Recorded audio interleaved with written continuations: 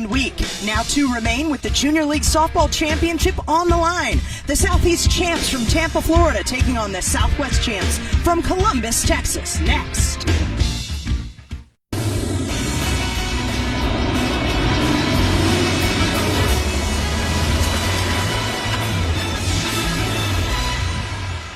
They've come from all corners of the globe to Everest Park in Kirkland, Washington, just across Lake Washington from Seattle. It's the 2019 Junior League Softball World Series Championship between Southwest champs Texas and Southeast champs Florida.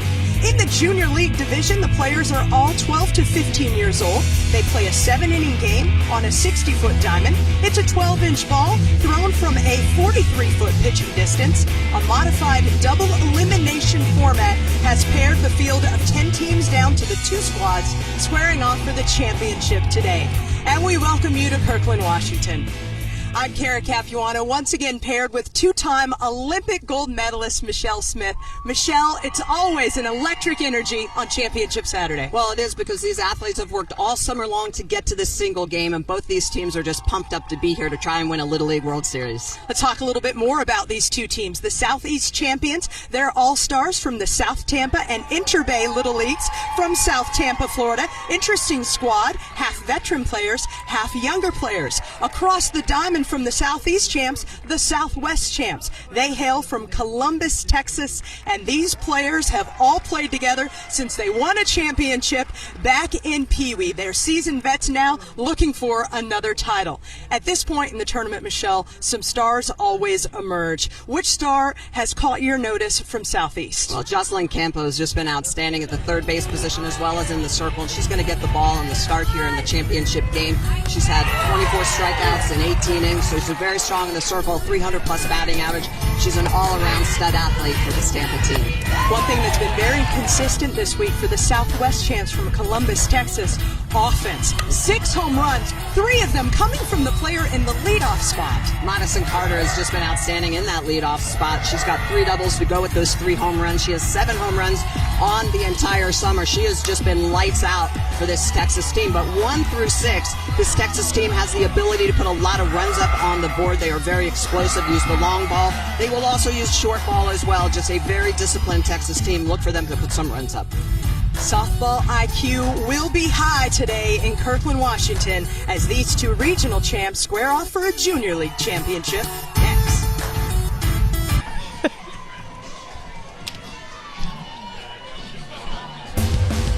We welcome you back to Everest Park, home of the Junior League Softball World Series since 1999. Let's take some time now to meet the Southwest champions from Columbus, Texas. Hi, my name is Mason Post, and I want to give a shout out to all my friends back in Texas. Hi, my name is Molly Oliveris, and I'd like to give a shout out to all the people in Columbus watching us. Hi, my name is Carly Mathis, and I'd like to give a shout out to everyone supporting back at home. Hi, my name is Kinsey Heffley, and I'd like to give a big shout out to my mom and dad for being my greatest supporters. Hi, I'm Kaylee Alley, and I want to say hi to my dad who couldn't be here today. Hi, I'm Madison Carter, and I would like to give a shout out to all the people who helped me get here. Hi, I'm Audrey Potter, and I would like to give a shout out to all the fans supporting us back home. Hi, I'm Bethany De Leon, and I'd like to give a shout out to my parents and my brother who are always supporting me. My name is Brooke Leverino. I dyed my hair red, but our uniforms turned out to be maroon. Shout out to all the people who could not make it. Yeah. Hi, I'm Isabel Kiner. I think milk is disgusting, and I want to thank all the people back home supporting me. Hi, I'm Delaney Gray. I want to shout out to my dad that couldn't make the whole tournament because he's a volleyball coach back at Rice, and I couldn't do it without him. Hi, my name is Ali Tribe, and I'd like to give a shout out to all the people back at home watching. Hi, my name is Lainey Schobel. My all-time favorite show is Friends, and I'd like to give a shout out to everyone who came all the way to Washington to support us. Hi, my name is John Henry Post, representing Columbus Little League. like to give a shout out to all those supporting back at home and all the support we've had throughout the run to the World Series.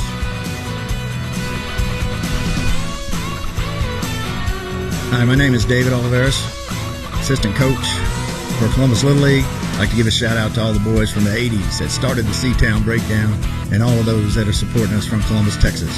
Thank you. I'm Coach Brandon Mathis. I'd like to say thank you to all the supporters back home. Appreciate your support and appreciation for the girls. Hey, ladies. How we feel? How we look? We ready? We ready? We ready? Breaking it down, C-Town style. C-Town breakdown! C-Town breakdown! C-Town breakdown!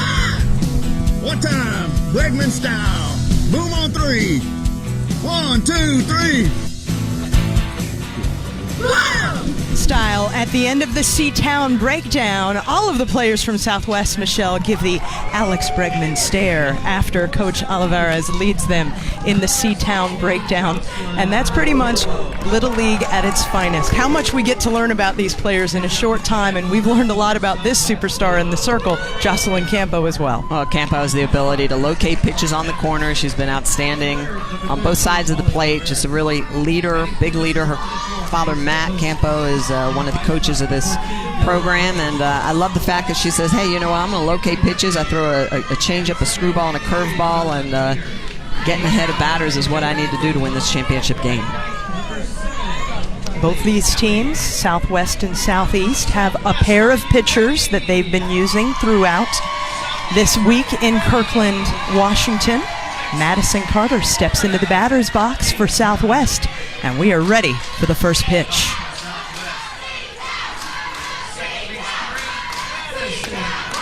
First pitch strike for Campo. It's always the way you want to start it off, not just the game, but to every batter. Seen a lot of these pitchers really work that outside corner, test the hitters, trying to drive the ball the opposite way, or they try to get around the outside pitch, induce a weak ground ball.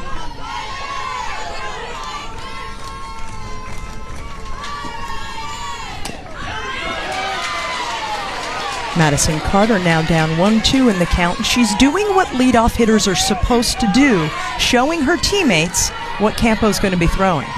She's very patient, very calm. Gets a piece of that one, but it goes right to the shortstop, Addie Swink, who makes the play.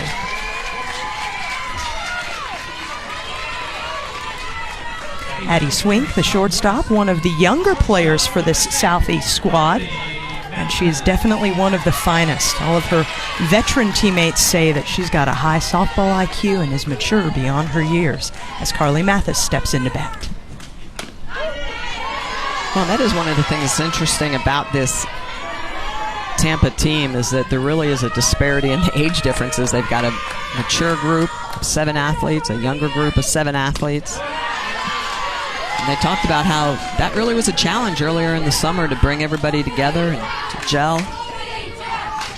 They have done a good job of getting to this championship game, overcome a little bit of adversity in this tournament early on. Mathis pops out to Cassidy Lund for the second out of the inning. And to your point about that adversity, they lost their first 2 games in pool play. And that first game against Asia Pacific, they called it was a little bit of an ugly game. They had 10 errors, what they called errors, some mental, some physical. But Asia Pacific from the Philippines, very strong club, and they beat them up pretty good. They lost 12-2, yeah. So it was, and then they lost their second game, but they have bounced back. They figured it out. First pitch is a strike to Southwest catcher Molly Olivares.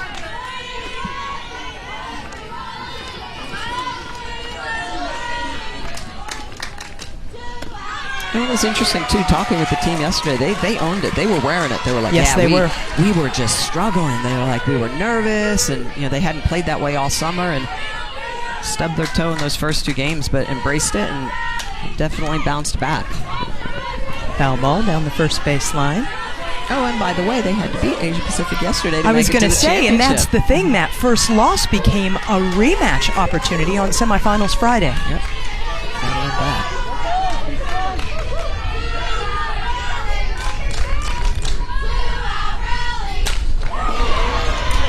Banks that one foul down the left field line. And that's all the power that this Texas team has. 1 through 6, very, very powerful.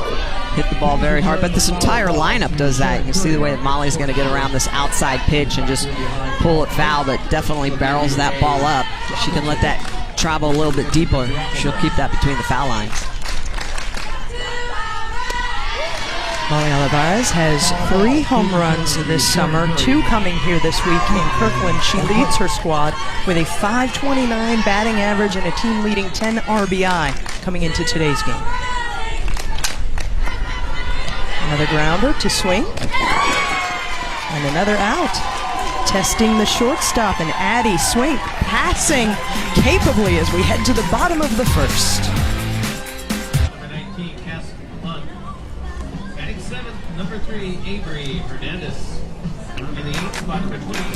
Just a gorgeous afternoon in Washington. Both teams from Texas and Florida telling us how much they love this temperate weather in Kirkland this week. Let's meet the Southeast champions from Tampa. Hi, my name is Allison Swink, and shout out to my family. Hi, my name is Lindsay Chadwick, and shout out to Inter Bay Little League, where it started it all. Hi, my name is Sydney Hall. I don't like fruit. Shout out to my family, period. Hi, my name is Jocelyn Campo, and I'd like to say hi to my mom and sister in Florida. I know they're watching me. Hi, I'm JC Thaxton. I'm a triplet, and I want to thank everyone who came here to support me. Hi, I'm Emily Mesra, and I love Kevin Kiermaier. Hi, my name is Katie Riley, and my favorite player is Cody Bellinger, and a shout out to my parents. Hi, my name is Avery Hernandez, and shout out to my mom and my stepdad, Peter. Hi, my name is Lindsay Delgado, and shout out to both my sisters back in Tampa. Hi, I'm Olivia Bagutti, and shout out to Shelby, who's been watching us since day one. Hi, I'm Lauren Callahan, and shout out to my family back at home watching us. Hi, I'm Madison Waters, and shout out to my grandma who's at home watching me. Hi, I'm Lily Nichols, and I'd like to shout out my friends that don't understand softball back in Tampa, but I made it to the World Series. Hi, my name is Cassidy Lund. Shout out to my English teacher. I haven't done your summer assignments yet. Hi, it's Matt Campo from Tampa. I want to shout out to my wife and daughter that's back home. Looking a little grizzly here, haven't shaved since the beginning of this. Look forward to seeing you soon. Hi, I'm Coach Mez. I want to do a shout out to South Tampa as well and everybody back at Tampa Bay Little League.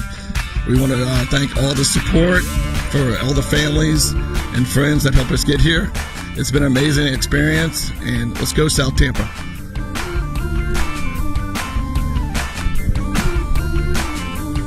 Hi, I'm Coach Lannis Chadwick. I want to shout out to all the people in South Tampa, Inter Bay Little League, Tampa Bay Little League, and all your support. Appreciate it. Terry Thompson, the DA, thank you.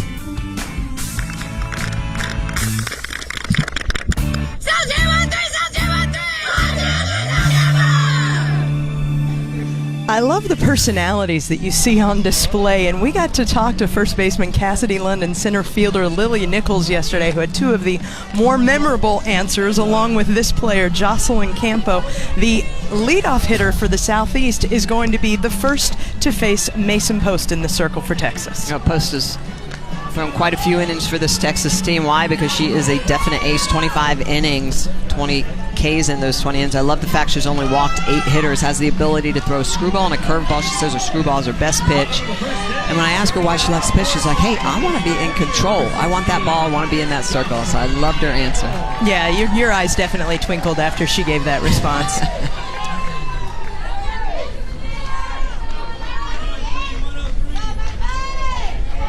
When we asked Jocelyn Campo, who has been some of the hotter hitters this week, she noted herself, I love that confidence for a leadoff hitter.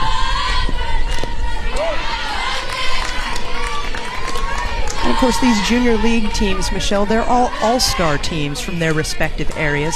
So you know that you're gathering the best in town. And they've got great attitudes, and they're hard workers. Well, it's been a long summer. They've had to qualify through states, districts, regionals. So it's definitely a process to get to the Little League World Series and then to get through the Little League World Series to this championship game. Campo. Hard hit at the shortstop, Carly Mathis, and Southeast is on base. Carly Mathis has to go into that 5-6 hole. It's going to go a little bit off of her glove.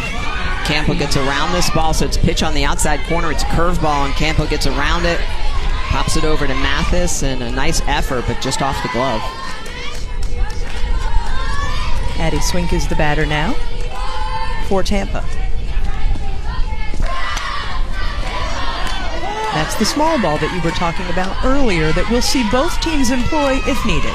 Yeah, and I think in a championship game, it's all about getting on the board early, and if you have an opportunity in this first inning, you get the leadoff runner on, absolutely. Try to put her in the scoring position, put a little bit of pressure on not just the pitcher, but the defense.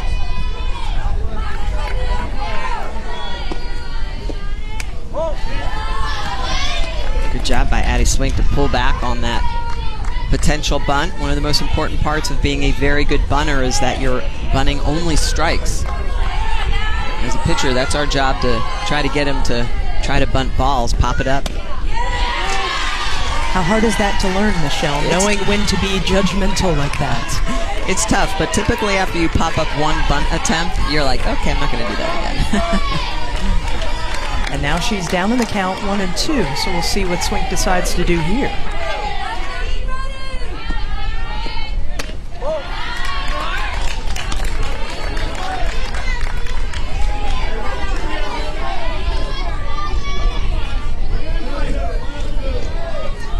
Addie Swink tied for the team lead, hitting .500 this week in Kirkland. Batter swinging for the first out. Crafty work in the circle by Mason Post. Post worked a lot of pitches on the outside corner and then comes back underneath the hands. The swing picks up a big strikeout here early in the game. Love the movement. Look at the way that ball's just going to dive down on that inside corner. So it's not just her ability to locate, but it's great movement on the pitch as well. Big first strikeout. Lindsay Chadwick, the batter now for Florida. First pitch outside.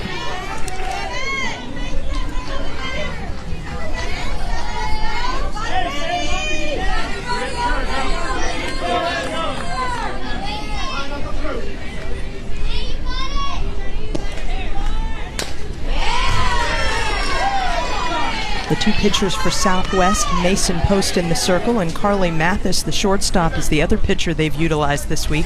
Interestingly, both of their dads are the ones who call their pitches. It's the manager, John Henry Post, calling the pitches today for his daughter, Mason.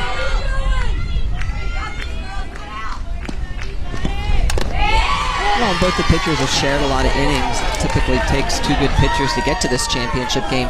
But I love when we talked with the coaches saying that, look, I think we're going to go with Post because we feel like we're defensively a little bit stronger with Carly Mathis in that shortstop position when Post is in the circle. And a lot of times you get to that championship game, it's not just about the pitching, it's the ability to defend the ball as well. Sharp base hit up the middle for Chadwick. 2 on, 1 out for Tampa.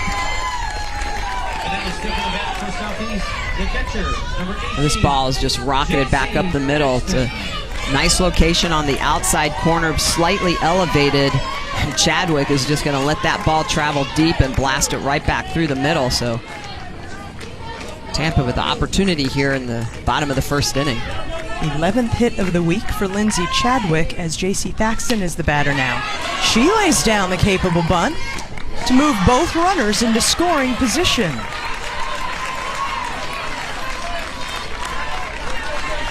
J.C. Thaxton had a job there, Michelle. Quickly executed it. She got the bunt down. Going to put some more pressure, I think. Pitch up and on the outside corner, just gets it down. Really good job by Post to pop off that pitching rubber and make sure that she defends that bunt. First pitch to Lily Nichols. Another of the players from Southeast hitting .500 this week. She's 7 for 14 in Kirkland.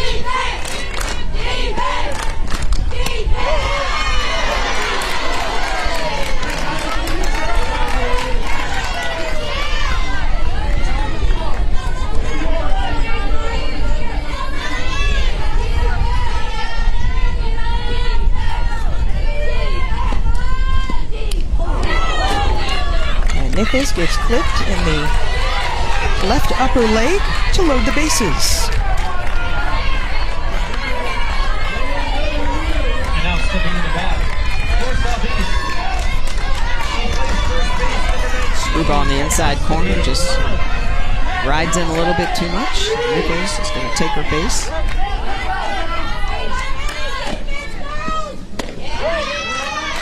Fond reminder that there's nothing soft about the softball.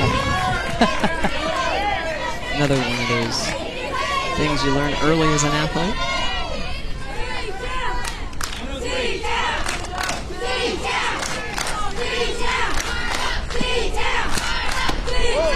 Well, Lily told us that her friends at home, she's got a group of them that don't really understand about softball, so she'll teach them about that. That's right. We're at Brew's home.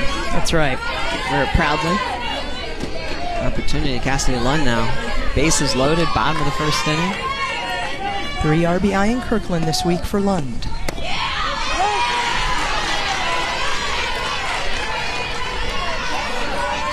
Inside corner called there for the first strike against Lund.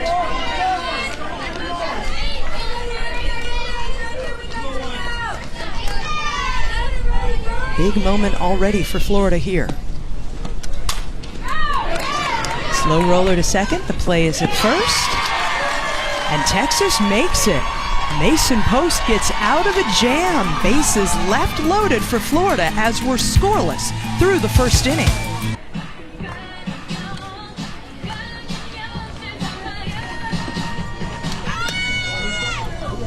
Take the ferry, cross to Bainbridge, to Bremerton, to all kinds of destinations from the port of Seattle. Just a beautiful week in Kirkland as we are scoreless heading to the top of the second of the Junior League Softball World Series Championship. And it is warm. Don't get it twisted. It can be warm in August in Washington. Well, tomorrow it's the Sunday night baseball crew at Yankee Stadium. Series finale between the Red Sox and AL East leading New York Yankees. Boston on a 5-game losing streak. First one since 2015. Coverage begins at 6 Eastern on ESPN and the ESPN app with Baseball Tonight Sunday Night Countdown. Mason Post steps into the batter's box for Columbus, Texas. Lifts it to the fans in the stands. Home run for Texas's starting pitcher.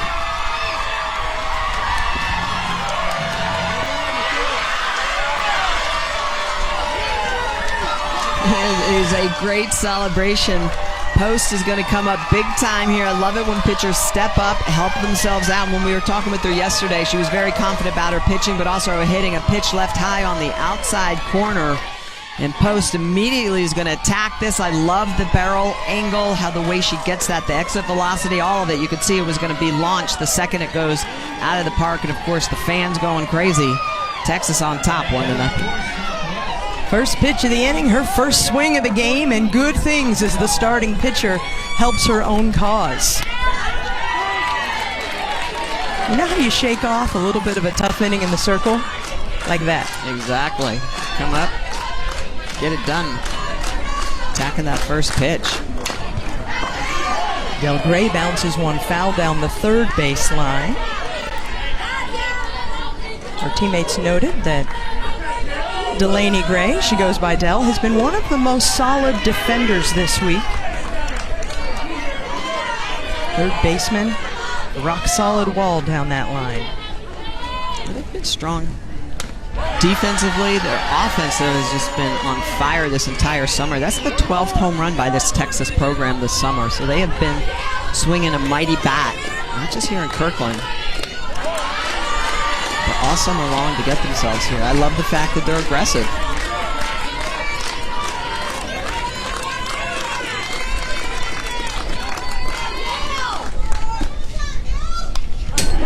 First home run of the summer for Mason Post. Her teammates Madison Carter, Molly Olivares, and Bella Kiner have been the other players from Columbus, Texas to hit home runs on their long journey here to Kirkland, and then also a few this week.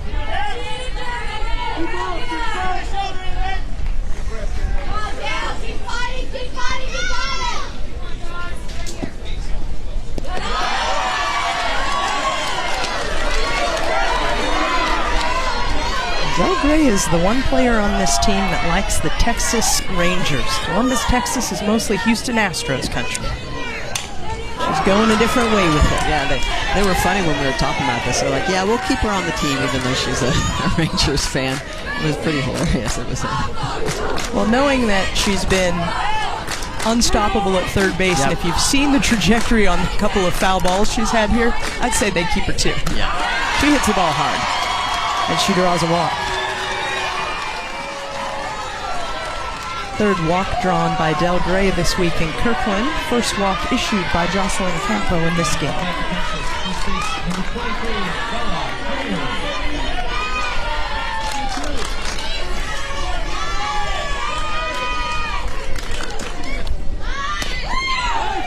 Kenzie Heffley is your hitter. They got her! What a play! Great job by Thaxton behind the dish. Snap throw down to Lund. See the way that this pitch on the outside corner, she's just going to get it right down to Lund. Tag on the back. See a little bit of a slide there away from the bag. Close play. But Lund selling the tag.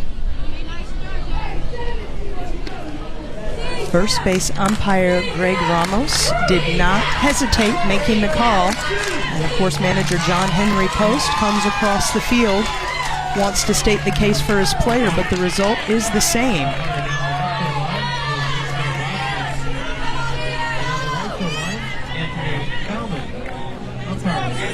It's a good pitch to throw on. I love catchers that are smart behind the dish. Like Julia Thaxton knowing that pitch on the outside corner, opportunity to snap down. Very good communication between Lund and Thaxton. As a first baseman, it's your responsibility to know when that catcher wants to throw down. Make sure that you have good coverage. So Cassidy Lund getting it done over at first. Good combination between the catcher and the first baseman. Kenzie Heffley leads. That one foul down the right field line. Let's take another look, Michelle. Pitch on the outside corner. Lund has the bag split. Just pops the tag depth on the back and gets the out call from the umpire. And that's a play that you have to sell it to the umpire. You have to really show him. Pop up into right field, a little bit of a miscommunication. That was just perfectly in the zone where it would have been a really tough play for either player, Avery Hernandez at second or Sydney Hall in right. Yeah, it's a tough play. Hernandez going back. Probably feels like she should have caught that, but that's just tough. Sometimes the balls hit right in those seams between infield and outfield, and Avery's going to be going back on the ball. Sydney Hall, the right fielder's coming in, so it's just a little bit out of her reach. Great effort by both those athletes to try and make that catch, but it just drops in for a base hit. First pitch is a strike to first baseman Bella Kiner.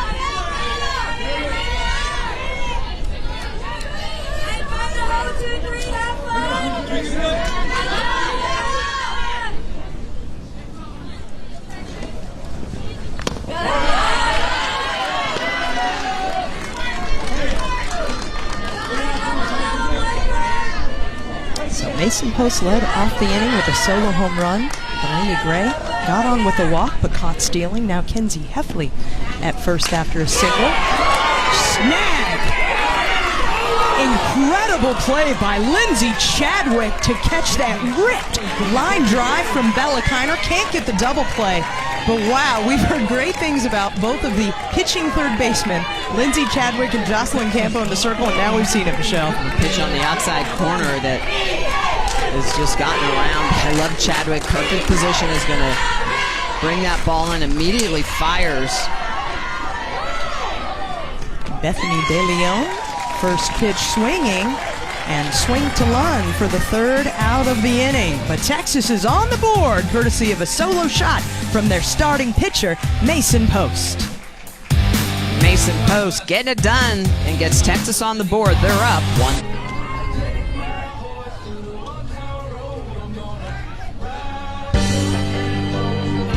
Everest Park in Kirkland, Washington, the host of the Junior League Softball Championship since it began in 1999, and it's 1-0 Texas up over Florida as we head to the bottom of the second. Fans always coming out to enjoy this beautiful week, and you can catch all the excitement from all 7 Little League World Series tournaments, including visitor information, scores, stats, video highlights, and more if you visit littleleague.org.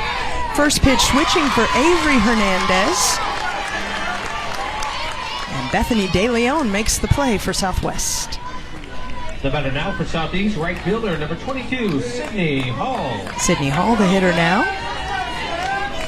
For the South Tampa All-Stars. All-Stars from 2 leagues, South Tampa and Interbay Little Leagues.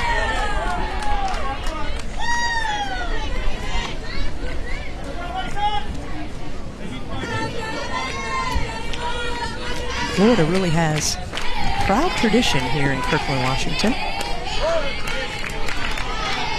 Since 1999, Michelle, 6 times teams from Florida have won the Junior League Championship, the most for any state in the U.S. South Tampa does a good job of really getting their leagues together, working hard. Bethany De Leon getting a lot of action in left field here in the bottom of the second. The thing I love about Little League is it's community-based softball, and both of these communities in Columbus, Texas, and Tampa do a great job of supporting the girls and boys and girls in Little League. Pitch on the inside corner, and you can see that Hall just gets under it just a little bit. Love the fact that De Leon out in left field is getting underneath the ball, easily grabbing it. 2 big outs recorded by De Leon in left field in this inning. Maddie Waters, the hitter now for Florida.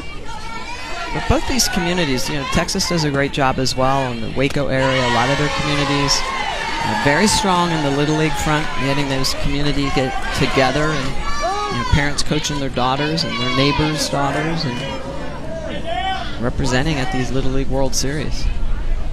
Little conversation now between the hitter Maddie Waters and the manager Lannis Chadwick. They call him Coach Chad. That was a nickname that he received in the Air Force, where he actually served with Maddie Waters' grandfather. Had her in the Little League system for a few years and didn't put 2 and 2 together, and finally asked her one day about that. MacDill Air Force Base is a big part of the South Tampa area. There's a lot of folks. Coach talked about that a lot. Very proud to serve the country.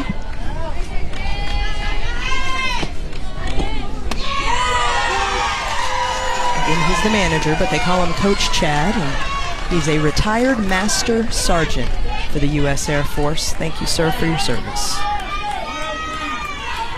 2-2 the count now to Maddie Waters.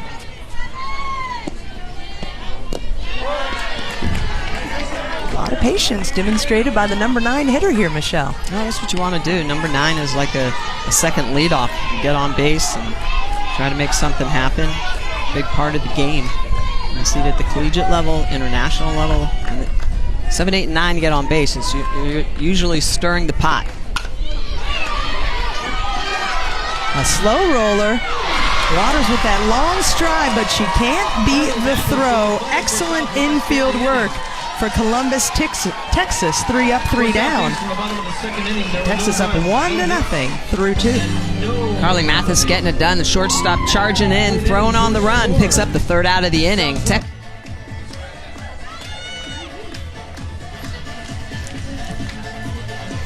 Seattle, one of the towns in the United States that has a pro football team, and tonight we will have the Pro Football Hall of Fame enshrinement ceremony. That'll be for you on ESPN. Starts at 7 o'clock Eastern on ESPN and the ESPN app. The class of 2019 includes Ed Reed, Champ Bailey, Ty Long, Kevin Mawai, Johnny Robinson, Gil Brandt, Pat Bowen, and Huntington Beach, California native Tony Gonzalez.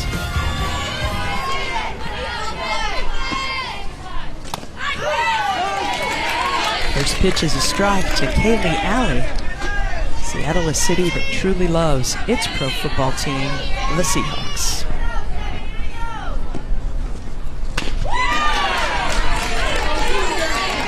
Tampa looking strong to start this 3rd inning.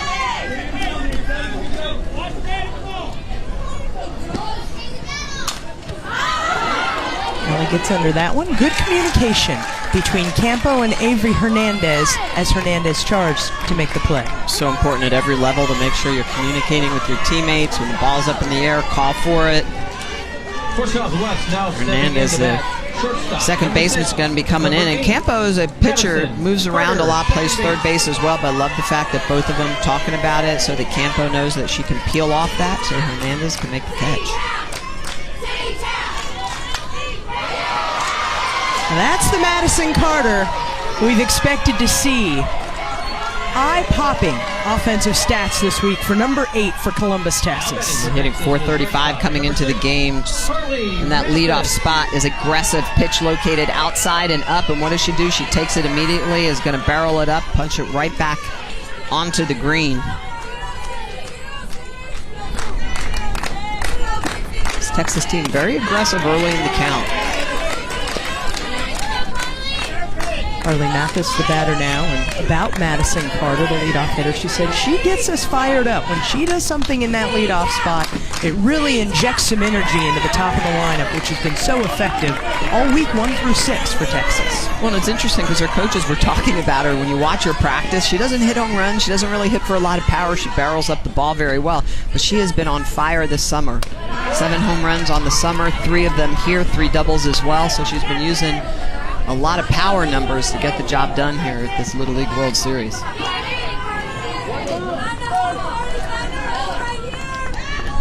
1-2 pitch on the way to Mathis. As that one back up over our press box here. That foul ball could be a raffle ticket for you if you return it to the silver tube. Carly's brother Colby plays minor league baseball, Little League in Columbus, Texas.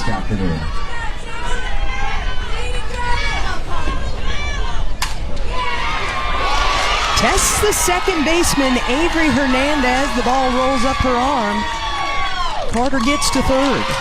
That was sharply struck, Michelle. Well, Mathis got all into that ball. Not a lot that Hernandez can do to try and get in front of it, and the ball's actually going to pick up speed when it hits the dirt. This is just a laser hit right at Hernandez, and you can see the second it hits the ground, it's just going to pop up. That is a well-struck ball. Texas just very aggressive, hitting a lot of laser shots. Second straight hit for Columbus, Texas. Runners on the second and third now. So both in scoring position for the RBI leader, Molly Olivares. She hits it hard at the shortstop. Ground out RBI from Molly Olivares, her 11th RBI in Kirkland. Well, that's a situation where Tampa on the infield is playing deep, and they give up that run on a deep ground ball to shortstop. So well off the corner, kind of leaks back into the zone a little bit. Molly just crushes that. So again, Texas continuing their ways of being aggressive early in the count. Put another run up on the board. And a runner just 60 feet away for the home run hitter, Mason Post.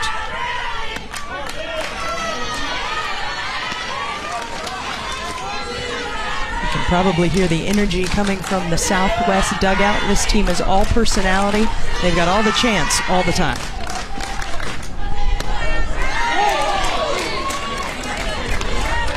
Of course, in this case, the chant is one of my favorites, 2-out rally. I love a 2-out rally. All fans love a 2-out rally.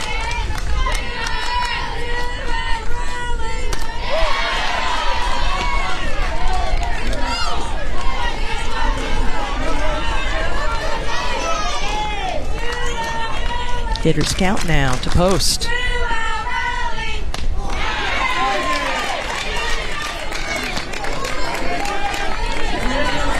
Tampa being very careful with Post after that home run she was able to hit in her first at bat. Floats another one, this time inside the fence, and Lily Nichols makes the play for the third out of the inning. It had that moment, Michelle. It was kind of starting to float its way back, and then a big drop. No home run that time for Madison Post, but another run for Texas. They lead 2.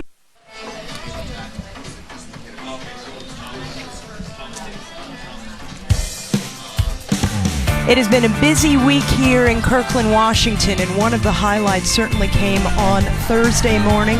the Challenger game. All of the teams participating this week in Kirkland got to come out and help some players from the Challenger division of Little League. And you can tell from these images, which speak for themselves, how special the experience is for both the participants and the volunteers helping out that were players this week at the World Series. Gives a lot of perspective to these young athletes and gets everybody on the field having a lot of fun. True World Series with teams from all over the globe here.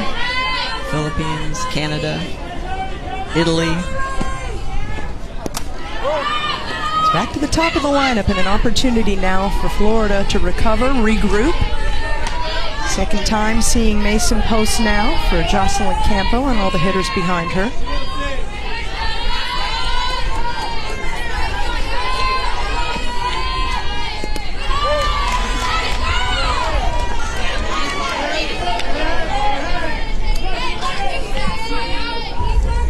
I always love Championship Saturday because you look into the stands, and of course there's supporters for the two squads playing for the title, but also from all the other teams. Nice job by Madison Carter to get that first out. Sometimes those ones that come off of the bat with the English and the spin, Michelle, they can be the most perplexing. And now stepping in for Southeast, third base, number 24, number 5, shortstop, Addie Swink is the batter now for Southeast.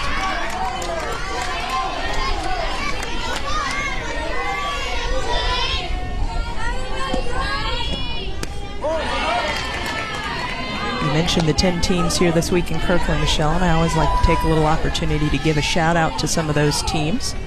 Yesterday, Southeast defeated Asia Pacific. You mentioned that. 1-0 on the way. Swings on it. The Asia Pacific representatives this year from the Philippines, Bulacan Little League. Meantime, Southwest won against the Central champions from Canfield, Poland, Ohio.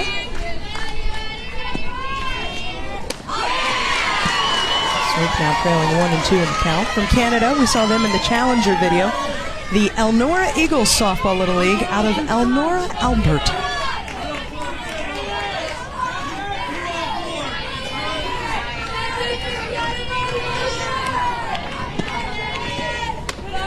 Both of these squads, when we spoke with them yesterday, mentioned the Canada squad, how they really connected with the players from Elnora, Alberta, either on the bus or in some of the group activities, that those girls were just sweet as can be and a lot of fun.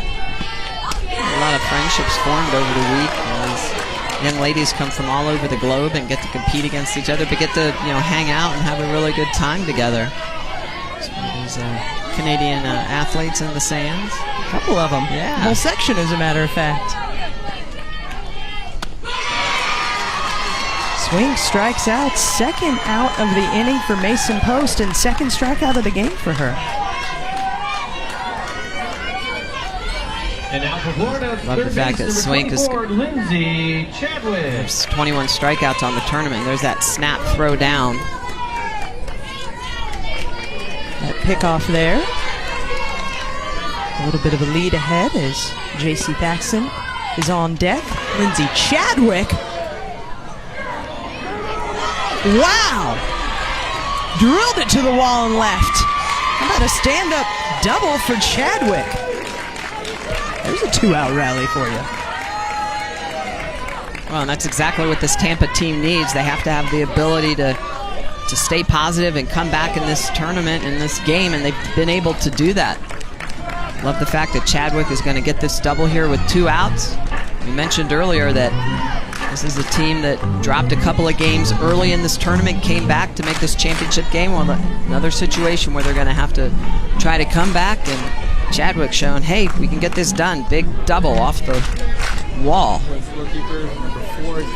My hesitation on that call, Michelle, is she really hit that ball. I couldn't tell if it was going to fall just in front of the 200 sign down the line or if it was going to go all the way over the fence down the line. And now we see our mandatory play being demonstrated. The first substitute hitter comes in, and the 4th spot in the lineup, it's Lindsay Delgado. Her dad, Paul, the head weatherman for Fox 13 in Tampa. She had a big hit in yesterday's game. And she's come up in some very clutch situations and knows what it's like to get it done. But yeah, her dad is a weatherman in Tampa. In fact, I'm from the Tampa Bay area. I watch those guys all the time, and especially in hurricane season. I was going to say, Michelle, I know when you watch them more than others. More times of the year that the eyes in Tampa are focused on the local weathermen. It's pretty soon, isn't it? Or are we already in it? We're in it. Yeah. Oh, boy. June 1 to December 1. I thought you were going to say January 1 to December 31. January 1 we can breathe. Exactly. Okay, that's the half of the year we can breathe. So Chadwick on second. Delgado, the 2-0 pitch coming in. Fouls that one back. It's 2-1 count now.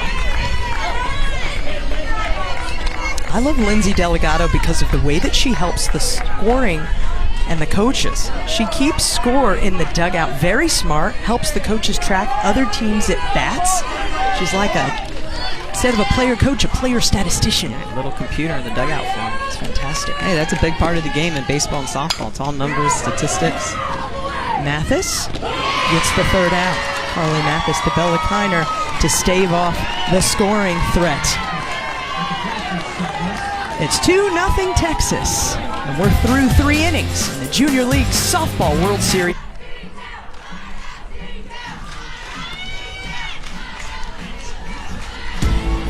Why don't you spend some time with SportsCenter tonight after the Pro Football Hall of Fame induction ceremony? Join our buddies John Butchergross and John Anderson, an exclusive E60 feature on how NFL players earn and lobby for their Madden rating, plus an inside look at the Giants starting quarterback competition and a breakdown of this incredible series between the Red Sox and the Yankees. SportsCenter, 10:30 Eastern on ESPN and the ESPN app. I cannot believe we're already staring down the barrel of another pro football season, Michelle. And right around the corner College football, all the things. College football, MLB playoffs. Yep. That is the bat of Del Gray that we've heard so much about. She walked in the second inning, got picked off, but she's on base for the second time today with the leadoff single. They told us that she's got a sharp stick, and we've definitely seen that from Del Gray, who came into the game today with a .474 average. That's her 10th hit of the week, 7th single for number 14 from Columbus. Well, this Texas team continues to be aggressive early in the count, and I love that. All pitchers try to get ahead early. You know that's going to be one of the best pitches that you're going to see in your at-bat. And this Texas team, you can tell what their game plan is. Attack early in the counts. Allie Tribe is the batter now. His manager, John Henry Post, works through his mandatory play requirements. Hitting in the 6th spot, and a beautiful bunt laid down by Tribe to advance Gray to second. And that's one thing this Texas team talked about. We'll use the long ball to score runs. They did in the first inning. They got the long ball. Post scored a home run. And not afraid to put bunts down. Tribe is going to be able to look at that pitch on the outside corner. Love the angle. She's going to make sure it goes down. Picks up the great sacrifice bunt. Puts her teammate into scoring position. Bella Kiner, the batter now. Lined out. To third baseman Lindsay Chadwick back in the second inning. She's got 3 RBI here in Kirkland this week. One of those 3 RBI, her home run, which she hit here, her 1 home run this summer.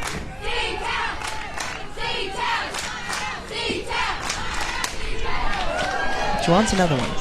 Straighten that baby out. Make it happen. That foul ball out of play. With an entry into the 50-50 raffle if you bring the ball back to Sheriff. Right here at the bottom of the announcement, please, Sheriff. Nice play. Defending her position, Campo. And safe at third is Gray.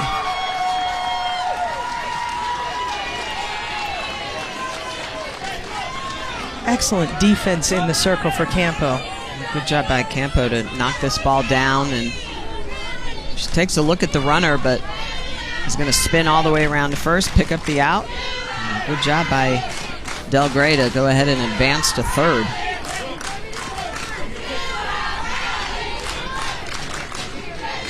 Being very aggressive, making sure that she picks up that extra 60 feet, especially even on a comebacker to the pitcher. Brooke Leverino is the hitter now for Southwest. Coaching staff says that Leverino can be an excellent pinch hitter against the right type of pitcher. She can be very aggressive in the batter's box. She's got a big opportunity here with 2 outs and a runner on third. There it is. RBI single up the middle. Boy, talk about getting it done. First we've seen from Leverino in the game here. Top of the fourth, boom, and now it's 3-0 Texas. Leverino, it's all about timing in life and in softball, right? She gets opportunity, she's put in, pitch on the outside corner, and just drives it right back up the middle. This Texas team just showing that offense is a massive part of their game, continuing to put runs up on the board. They have scored in 3 of their 4 innings here in this championship game.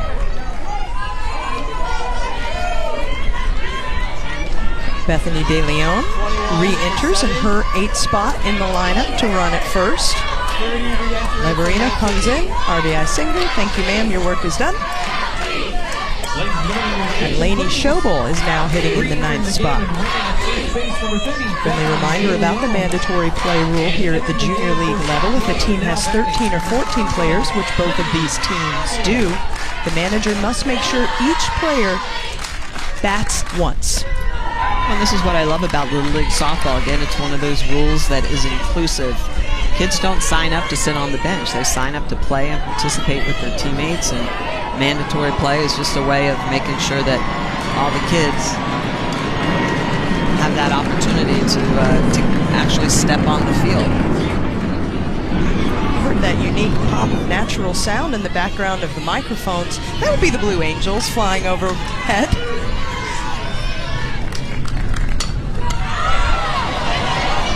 Schobel challenges Maddie Waters in left and gets on first. The thing that I love about the Junior League Softball World Series is that it coincides with Seafair weekend, massive hydroplane boat races out on Lake Washington. There's always spectacular shows from the Blue Angels in the sky. How about the pinch hitters for this Texas team? Opportunity again, mandatory play. Everything you said about community, playing for each other, everybody's got to play, and when called on, guess what? These all-stars step up. Yeah, Allie Tribe puts down a great sacrifice spot, and then base hit. Brooke Leverino comes in and gets a base hit. Lainey Schobel gets a base hit, and there's the mandatory play rule that if you have 13 or 14 players, then each player must get 1 at-bat. If a team has 12 or fewer players, it must be an at-bat and 6 consecutive defensive outs. Again, it's just opportunity for all the girls that have worked hard all summer long to make sure that they actually have the opportunity to step on the field. Another unique rule for Little League is the SPR, the special pinch runner. You're allowed 1 per inning.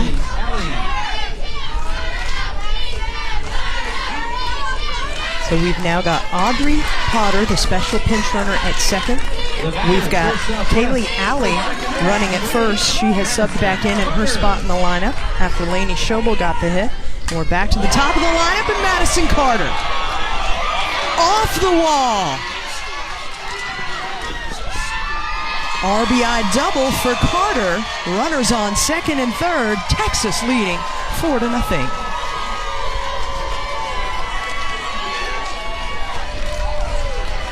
Carter gets a pitch on the outside corner. Looks like she's trying to pick up her 8th home run of the summer, but just off the wall. And a good job by Maddie Waters out in left field to get that ball in immediately. So 1 more run up on the board. It could have been more, but Waters, good job defensively to make sure that Carter only picks up 1 RBI and not 2. Still 2 runners in scoring position for Texas. Single and a double from Madison Carter. There is a change in the circle for Southeast, and we're going to take a break. Well, Softball World Series. If you see anyone wearing the distinctive badge or a tournament capture, please take a moment to say thank you. We welcome you back to Everest Park, where there's a new pitcher in the circle for Tampa, Florida. Lindsay Chadwick steps in, Michelle. Chadwick's ability to locate on the corners as well. She said she likes to throw a curveball. Also works on the outside corner. Both Campo and Chadwick work well together.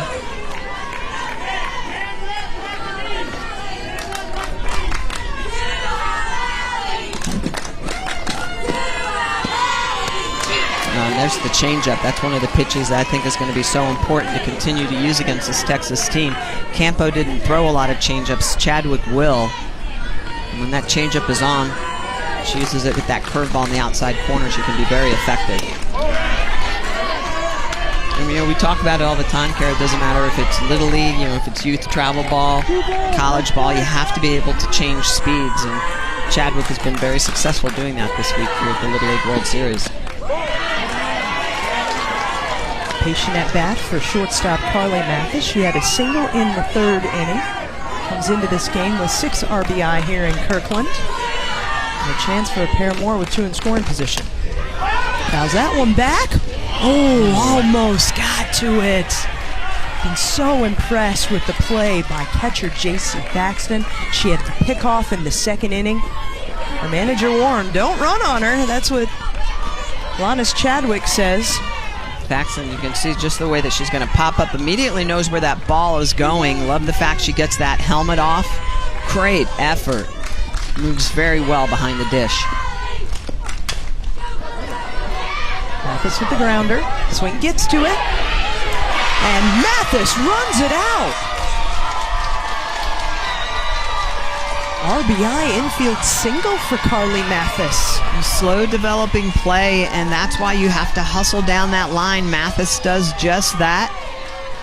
Ball hit and that high, little bit of a high hop and then a scooch down, so Addie Swink, the shortstop, has to reach way down to get that, come all the way up and across the field, and Mathis, who runs well, gets down the line and most importantly puts another big run up on the board, a 3 spot here in the 4th inning for Texas.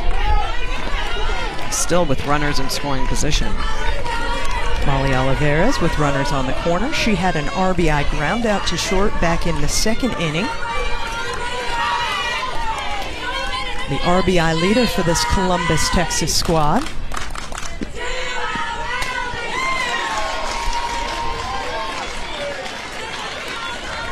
We asked the players who were the spokespeople for the team to tell us what word describes the squad, and I love Molly's. She said the word sisters. Yep. That's how she would describe her teammates in this experience. And strike 3. But 3 more on the board for Columbus, Texas. 5-0 lead now as we head to the bottom of the 4th. Texas, Madison Carter getting it done. 3 spot put up by Texas. They're up.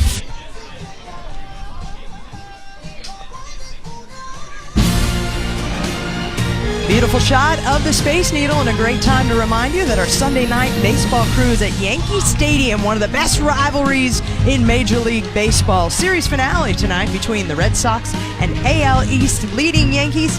Yankees took the first game of this little series 4-2. It's been a thriller. Our coverage begins at 6 Eastern on ESPN and the ESPN app with Baseball Tonight's Sunday Night Countdown starting at 6 Eastern. Bottom of the 4th, and it is definitely comeback time for Lily Nichols and the Tampa, Florida All-Stars.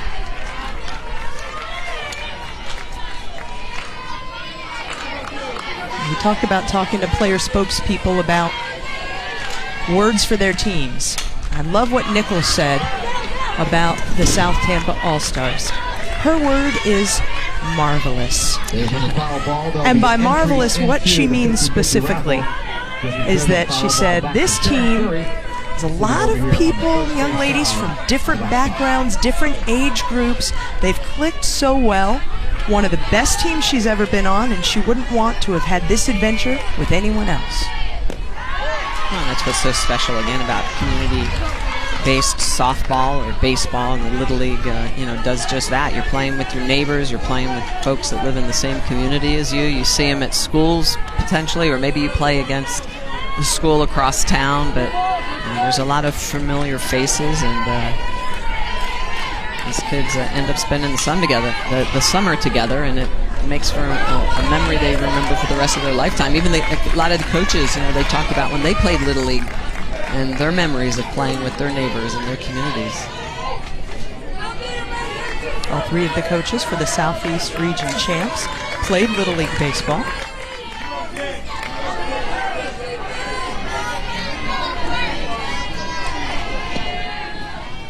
And I thought the other thing that was great about these coaches for the Tampa team is they said, you know, it really takes a village to be able to help these young ladies out. And they talked about all the other coaches throughout the community that have made a big difference. And they mentioned Coach Greg Hall and Craig Waters, Deborah Buglio. I mean, they just went down a list of coaches throughout the community that have helped all of them. Matt Campo talking about the pitching coaches, Jackie Davis, and Alex Thule, who worked with both the pitchers on the staff. So there's a lot of great coaches in the community of Tampa that help these young ladies. It's not just the three gentlemen on the field. And what's neat is that all three of these gentlemen played in different places in their Little League careers. Coach Mez, Brian Mezra, he played in Tampa, fifth generation South Tampa kids. That's his two kids. Matt Campo played in Scranton, Pennsylvania. And the manager, Coach Chad, Lannis Chadwick, he played in Burns, Tennessee. So you're talking about Little League baseball scattered all over the country, represented by these three dads who are now raising their families and their daughters in the South Tampa community. I think that's pretty neat. It is really neat. And you mentioned about Brian Mezra, who's in the dugout. His father is a doctor in town and is actually delivered a lot of the friends, and now there's sons and daughters and granddaughters that are all playing. So that's how tight this community is, that they all know each other, and you know, again, those are the things that make great stories for these communities. And now it's these daughters' opportunity to make a difference. But still, Brian very well respected within the community as well as his father. Ability to affect a lot of people, which is awesome. That's what I love about Little League softball and baseball. Lauren Callahan, the hitter, coming in as mandatory play, continues to be well managed by Coach Chad. And boy, did she just put one right where the defenders weren't. Nice placement there. And that's what it's all about. You know, sometimes it doesn't have to be the hardest hit ball. It just needs to get to a spot where the defender isn't. And Carly Mathis has been all over the field, but this one is just going to die out before it gets to her. And so Lauren Callahan getting it done. And it's finally an opportunity now for Tampa to try to scratch back and put some runs up on the board here in the bottom of the fourth, down by 5. In the top of the fourth, Tegan Riley came in at second base defensively, and now here in the bottom of the fourth, she is hitting at this spot in the lineup. Flies out to center for the first out of the inning. Now this is comeback time, Michelle. It's a 7-inning game. And as you're working through kind of the meat of the lineup, going to flip it back to the top, this is the big opportunity, I think, right now for Tampa to get on the board. Definitely try to chip away. You know, you're not going to score 5 runs with one swing of the bat, and so it's just a matter of base runners trying to get something done. Runners on base. Ladies and gentlemen, your attention, please. Now entering the game and batting for Southeast. Number 10, batting Emily now for the South Tampa All-Stars. Daughter of Coach Brian Mezra. We talked a little bit about him. It's Emily Mezra.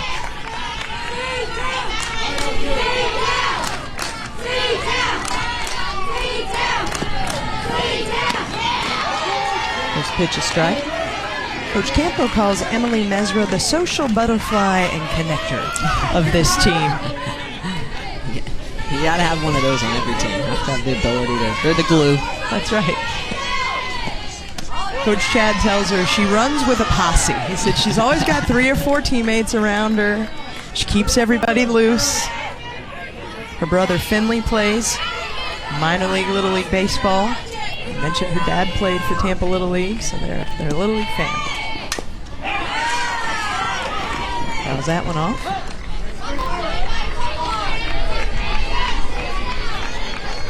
Lily Nichols on second. Lauren Callahan on first. 1 out on the board. Emily Mezra with an opportunity here. She's got 2 RBI on the week and a couple of runs scored. It's a tricky one. Nice job by Mason Post to stay with it.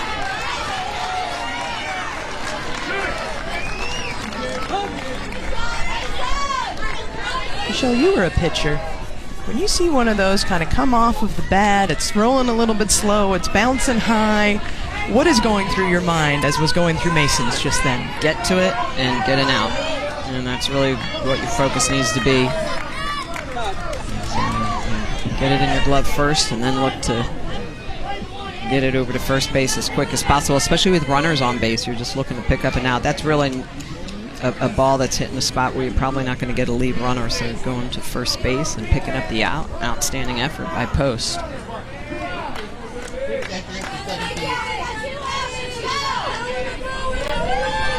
Ladies and gentlemen, it's like Lily Nichols might have strained her ankle perhaps, or twisted it weird on the third base bag, making that turn.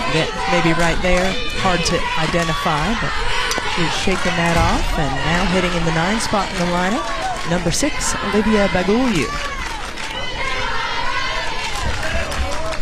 One of the fastest players on this team. Coach Mez calls her speedy. Coach Campo says she's a big player in a small package.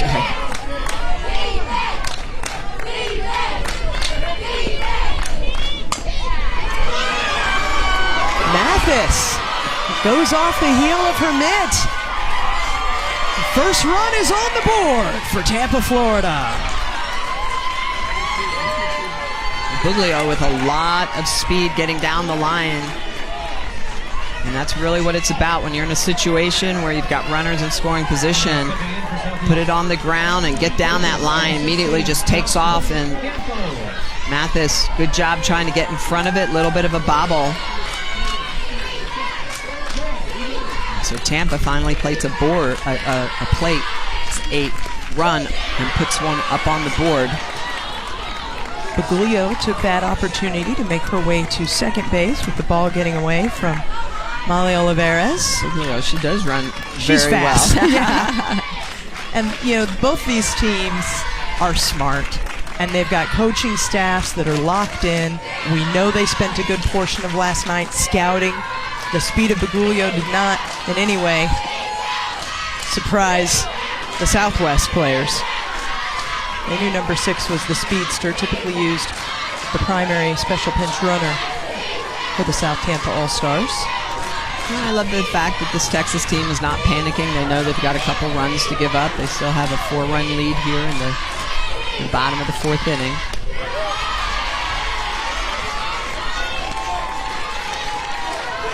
But this is a big out with Campo, the number 1 leadoff hitter coming up in the box right now, trying to shut things down.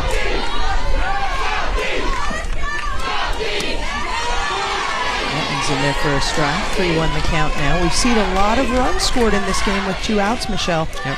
2 outs here with 2 in scoring position. Still a hitter's count for Campo. Texas has scored 3 of their 5 runs with 2 outs. Campo up the middle, drops in front of center fielder Heffley. 2 more on the board for Florida.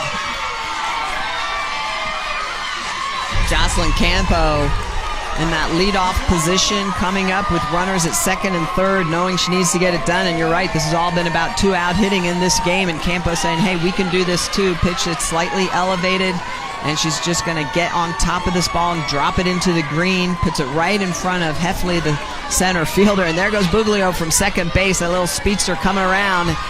Right on the heels. Just well, it's a championship game. You're not going to not send that runner, right? That's right. You got to go for it. This is when the you're down. time. That's 2 right. outs. Addie Swink sharply struck to Mathis. But she gets that one for the 3rd out of the inning. But Jocelyn Campo coming in. 2 on and brings them both home. 3-run inning for Florida, and they're trailing by 2. It's 5-3 Texas. 3.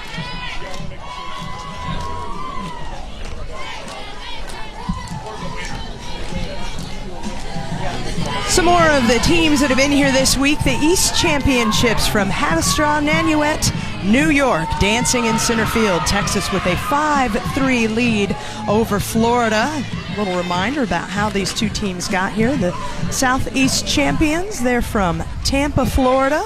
Big population in Tampa, Florida. 3rd largest city in Florida, as you know, Michelle, as a resident there. Southwest, Columbus Little League, distinctly different in population. One of the coaches, David Oliveira, is telling us the population there is 3,644. A little bit of different size. That's a big difference. It's about 70 miles west of Houston, so I asked the coaching dads, so what, that's about an hour 15 in the car? And they said, well, it depends on who's driving. But you understand then, 70 miles away from Houston, how they're mostly Astros fans, and obviously with the Astros' success in the last couple of years, all of the wonderful players that the fans seem to fall in love with there for the Astros. Just a little reminder of some of the substitution rules in Little League. We've talked about mandatory play. Subs are also unique, Michelle. Well, and what happens is basically it's free-floating substitution, but once a player goes in for another player, we call them, they're married together. So that substitute can enter multiple times for the same player, but only that same player. They could not then go in for somebody else. So again, another unique rule that really helps Little League and helps the players that are maybe not starters have the ability to still participate in the game. And again, another rule that I love about Little League, it's community-based, its ability for mandatory play, and the fact that the substitutes can come in multiple times throughout the game as long as they're coming back in for that same player that they're married to. Mason Post getting ready to lead off the inning for Southwest as her dad, John Henry Post, the manager of this squad, walks by. Great communication all week, so we've been told by our great friends in Kirkland, between the managers and the umpires. It's just been a very amiable atmosphere, as always, when you get to this stage. Cassidy Lund back in at first base, Keegan Riley at second, Sydney Hall in right field, and Maddie Waters in left. Post put the first run on the board for Columbus, Texas. That was a solo home run back in the top of the second inning. 11th home run this summer for these big boppers from Columbus. First of the summer for Post. Excuse me, the 12th this summer. 11 plus 1 equals 12. That's right. I learned that early. Another hard hit ball into the outfield for Post. Leads off the inning with a single. Really good plate discipline by this Texas team. A lot of pitches on the outside corner. They're not trying to pull them. They let them travel deep and just drive them onto the outfield. Del Gray has been on base twice today, a walk in the second and a single in the fourth. She came around to score the first of 3 innings in that 4th inning.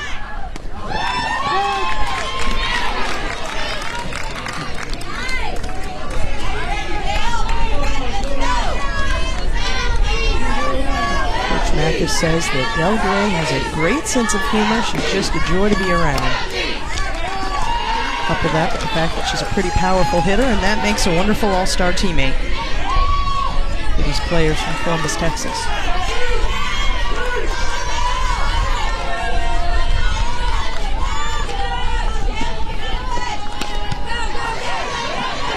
Wasn't off the meat of the bat. Nice job by Swink to get that out.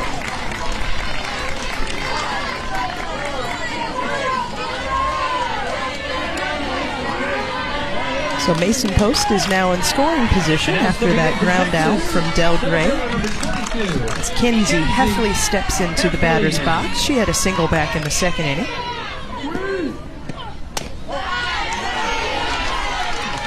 Leadoff batters in both the 2nd and the 4th innings did come around to score for Texas. In the 2nd inning, that was Post with her home run.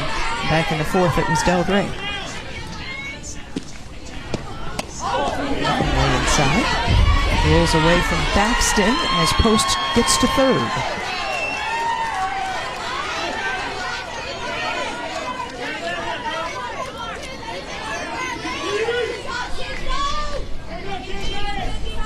Good job getting out of the way, making sure you're not hit by that pitch, and even better that Post moves up an extra 60 feet for this Texas program. Again, very aggressive, taking everything that Tampa's been able that Tampa has given them, being able to capitalize. It really is the name of the game, especially when you get to these more elite levels. Coach Mathis, his scouting report on the center fielder Kenzie Heffley. She has a knack of hitting the ball where the defenders aren't. We've seen that a couple of times today. I could use that from her right here. Pops that one up. Falling down, way to stay with the play. Number 14, Tegan Riley from Tampa. Great effort by Tegan Riley to go get that ball. You could see Addie Swink was in the 5-6 hole, the shortstop, and she kind of gives up on this and immediately yelling to her teammate, go get that. Riley coming over. Big second out of the inning. Bella Kiner, the batter now.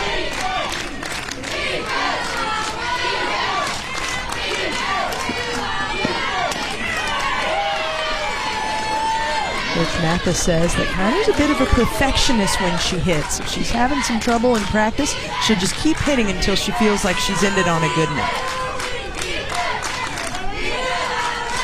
Respect that ethic.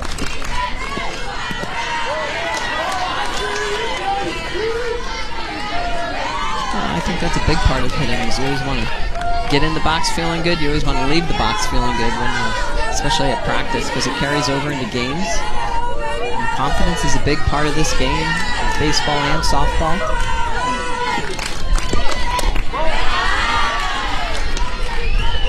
Two outs hasn't been a big deal for either of these champions from the Southwest and the Southeast today. Both squads have scored 3 runs when there have been 2 outs.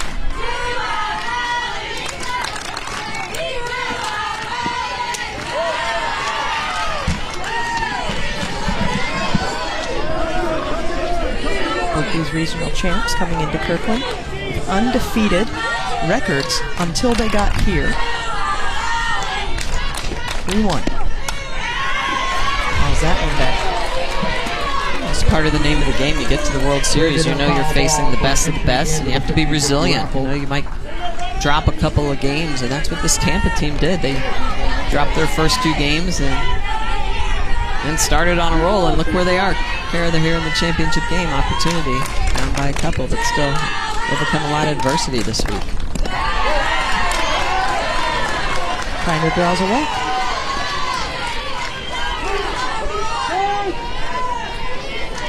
Brooke Leverino had an RBI single when she stepped into the batter's box back in the 4th inning.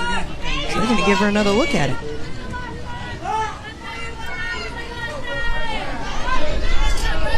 Coaches told us that Leverino may bat 2 or 3 times per game. She's an aggressive hitter. They like what she can do. Came into this game 333, 3 for 9 the week in Kirkland. Had an RBI single in the 4th, the 4th hit of the week. 2 outs and 2 on for Leverino.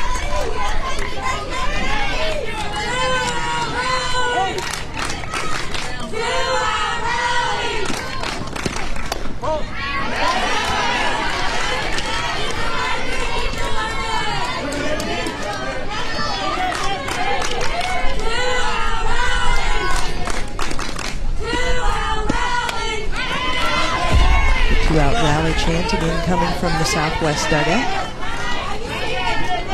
Columbus, Texas began their path in districts in Burton, Texas, swept 2 games against Hempstead.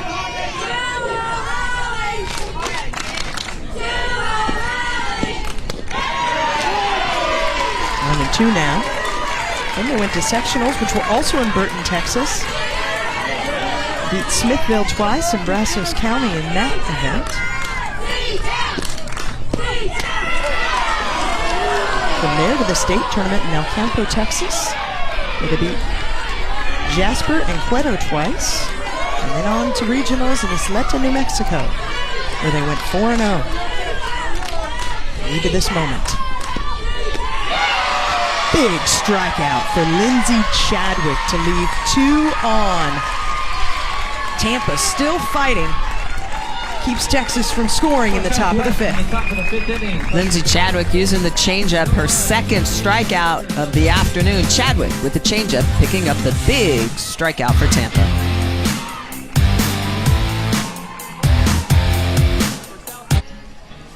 They are an all volunteer crew from around the world that have been working hard this week to make this.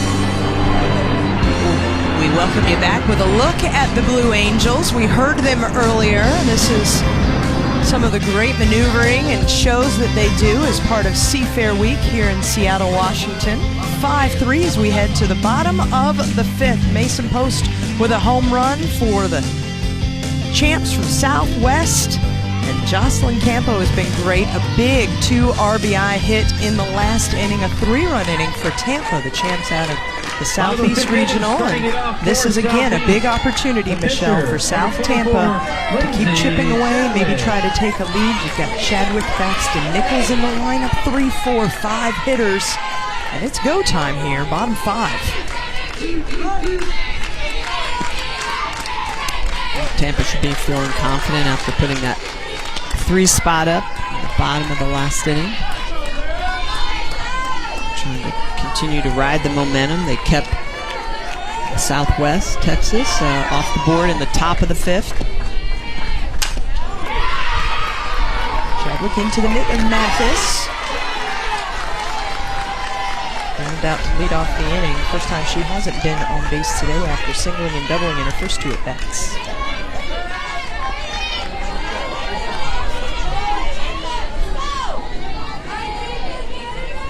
I'm intrigued by the choice of the Columbus All-Stars to use the white anti-glare on their cheeks. We see a lot of colors at the Little League level. J.C. Thaxton, your batter now.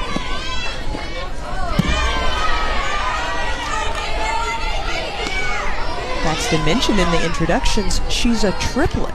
She has a sister and a brother.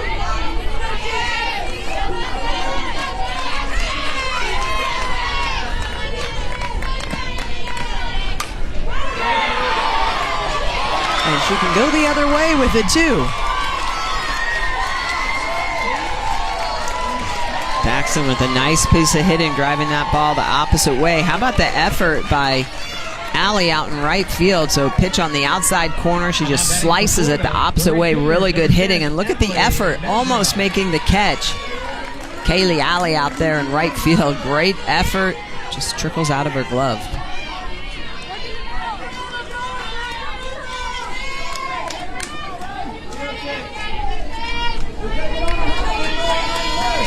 Emily Mesra now hitting for Tampa. And this time Kaylee Alley is in exactly the right spot to make that play.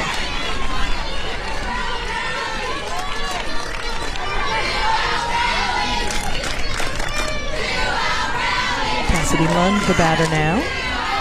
A good shot there of the 2 braids that she has coming down from the back of her batting helmet. She is the master braider on the squad, and that's one of their superstitions, one of the things they do before games. Players that like to wear braids, go see Cassidy. 3rd out of the inning, so the single by Thaxton, but Florida can't get a lot of damage done there, and through 5. Southwest champs from Columbus, Texas with a 5-3 lead.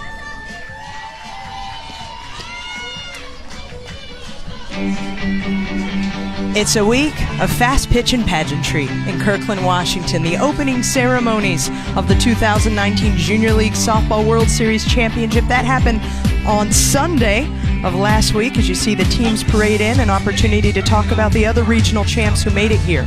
Right here from Washington, District 9 champions, East Lake Little League out of Sammamish, Washington. From Europe, Africa, the Lombardia Little League out of Milan, Italy. From Latin America, Williamstead, Curacao making it this year to Kirkland. And finally, our West champions were Four Peaks out of Mesa, Arizona. Four Peaks Softball Little League from the West. Finally got to all 10 teams, Smitty. I can concentrate again on the game. You got to give the right shout-outs because they worked so hard to get here. It's a long summer. It's not just a summer. They work all year long. Haley Alley tries to bunt her way on. Can't fool Campo, who makes a nice defensive play. And speaking of hard work, Michelle, I'm so thrilled that this is the first year. For the first time, ESPN networks have had all 7 World Series events covered in their entirety And a shout out to our guys who were here this week in Kirkland who did an outstanding job. Yeah, a lot of softball on the ESPN Plus app. And Madison Carter, the batter now. Can't step on a pitch, but I can't not say their names. Sam Farber, Chris Vorsters, Mike Monaco. They all worked with us yesterday to make sure we had all the information that we needed on the squads we'd see today. We certainly appreciate that. Nice play by Addie Swink on the run to get the second out. The bat of Madison Carter. Well, it's an opportunity too with all those games on the ESPN app, the Plus app, is that they have the ability for grandma and grandpa and the community back home to put it up and to be able to watch it, see the results. Love the way that Addie Swink, as you mentioned, one of the younger players on this Tampa team, going back onto the grass, making the grab. Swink has moved very well from that shortstop position. She made that play look a lot easier than it was. And you see the sunglasses that she's wearing. All of the players told us one of the biggest adjustments here in Washington this week with these bright blue skies and the sunshine some days, overcast skies other days, just working out the shadows and the angles on the fields. Everybody's playing on a field that they haven't played on except for the hosts, District 9, who have a better chance to come over through Redmond and practice over here. But Audrey Potter is the hitter now in the Carly Mathis spot, the 2 spot in the lineup.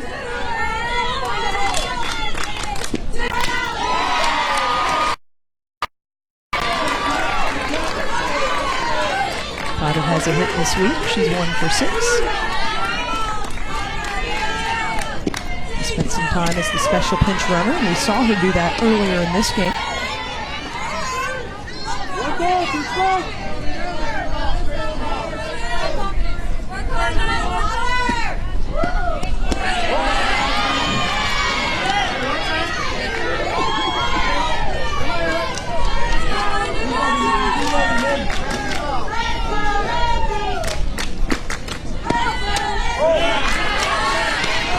Potter demonstrating great patience here in her at bat. Good eye, making sure that she's only swinging at pitches in the zone.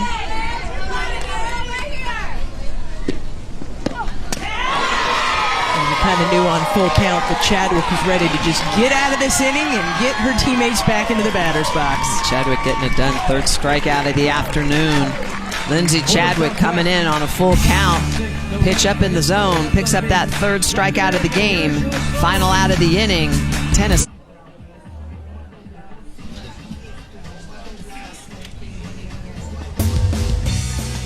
To catch the excitement of the Little League World Series softball tournaments or to find the Little League softball program in your neighborhood, visit littleleaguesoftball.org.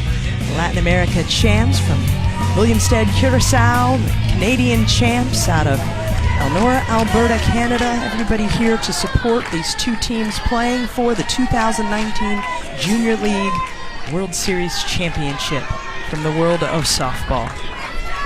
Avery Hernandez, the hitter now, to lead off the bottom of the 6th inning for the South Tampa All-Stars. We talked about the path that Texas took to get here to Kirtland. Let's talk a little bit about South Tampa's path. They did not have a district tournament. They went right to sectionals, where they had 2 pretty big wins against Greater Dunedin.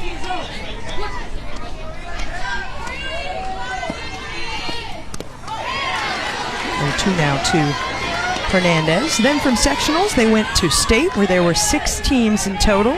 Wins against Palm Coast, South Brevard, Land of Lakes. They went 3-0 there in the state tournament.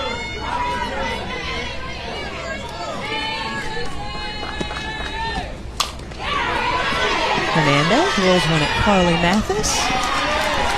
And she is a pretty sharp shortstop, Carly Mathis is. Mathis has been a vacuum all day long. From states, they went to regionals in Salisbury, North Carolina. One of my favorite stories that we've heard this week in Kirkland, the trip to regionals in Salisbury, North Carolina for the Southeast champs. Sydney Hall steps into the batter's box for Florida. So they traveled up from Tampa, Florida to Salisbury, North Carolina in a recreational vehicle. that didn't have air conditioning. An RV. An RV. It's a motorhome. It was a big motorhome, and at every big turn, the cabinets would fly open. There were fans fashioned in the windows as everybody was so hot. It's a great story. They all kind of blame Coach Mez. Yeah, they did. They were saying, I don't know if he It's rented his it fault. or if, I don't know where it came from, but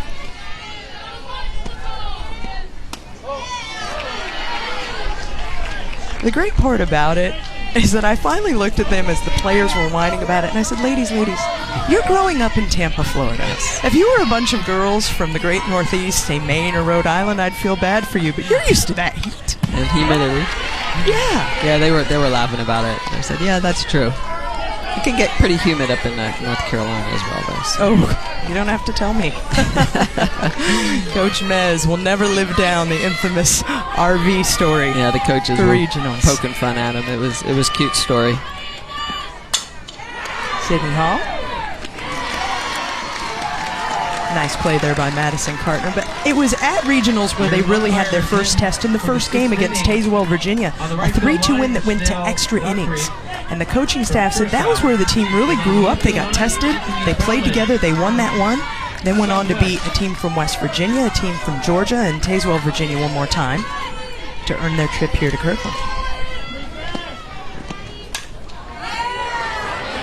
At the plate, Maddie for Waters, Southeast, the batter now. Left fielder number 17 for South Tampa, Maddie Waters. Coaches say that Maddie Waters' nickname is Baby G for giraffe, and you can see from her long, lean stature why she may have earned that. As someone that always needs help reaching the cereal on the top row and market, kudos to you, Maddie. I'm jealous. 5'8", and not done growing yet.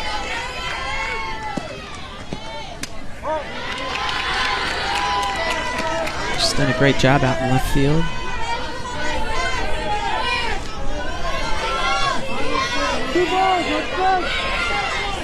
2-1 pitch on the way from Madison Post. Madison Post has really been settling in the bottom of the 5th inning, Michelle. She got 3 outs on just 6 pitches. First 2 batters have been retired here. She's retired 4 in a row. She's trying to get out of the inning, turn it to the 7th, and one more frame, try to win this thing. She's been efficient, just a couple strikeouts on the game, but she hasn't walked anyone. She's the one that'll hit batter, and her defense behind her has been clutch. Mathis at short, Carter at second, or middle infield, just really getting it done. Del Gray at third base as well, so very talented infield.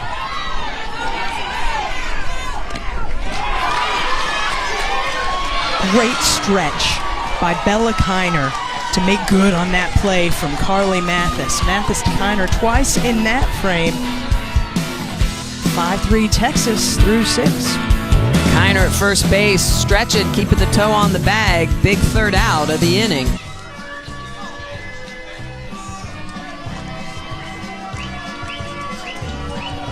Still chicken dancing here between innings in the Junior League Softball World Series Championship game. Texas with a 5-3 advantage over Florida as we head into the 7th inning of a 7-inning game. That is, unless we end up in extra innings. I love the chicken dance. I'm a little surprised. Our producer, Chris, confessed he doesn't know how to do the chicken dance. We've already mentioned the announcers, but hats off as well to Eric, our director, and Chris, our producer, who have been incredible in covering the entire tournament.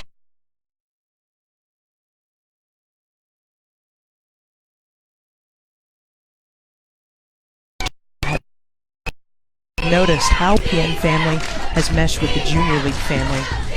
It's been a great marriage of minds out here to bring this tournament in its entirety to the Junior League fans. Molly Olivares. She had an RBI on a ground out in the 3rd inning, the RBI leader this week. She played high school softball this year. She was first team all-district as an outfielder with the Columbus Cardinals.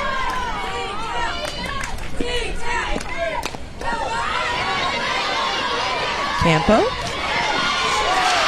That was tough. She was on the run the whole way, and to be able to scoop up the ball and make the transfer while your feet are moving that fast, she did the best she could, but Oliveras put her head down and ran out the play. Yeah, Campo cutting that down, outstanding effort, and that's going to bring up Post, who's getting a pitch up in the zone and just attacks this. First pitch swinging, drives this ball out of the yard, and that kind of set the tone for Texas. Post with a home run from the second inning, also with a single in the fifth, and then popped out to deep center. So she's really been able to connect with the ball in her first 3 at-bats, but not afraid to try to manufacture runs where they can. She showed us buck there on that first pitch.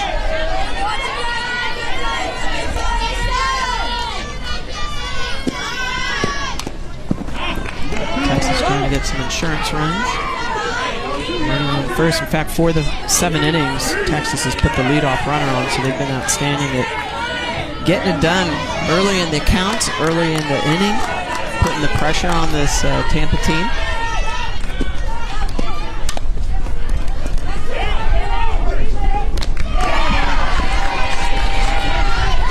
That was called a fair ball by the home plate ump, Ryan Yamagata, out of Point of Rocks, Maryland.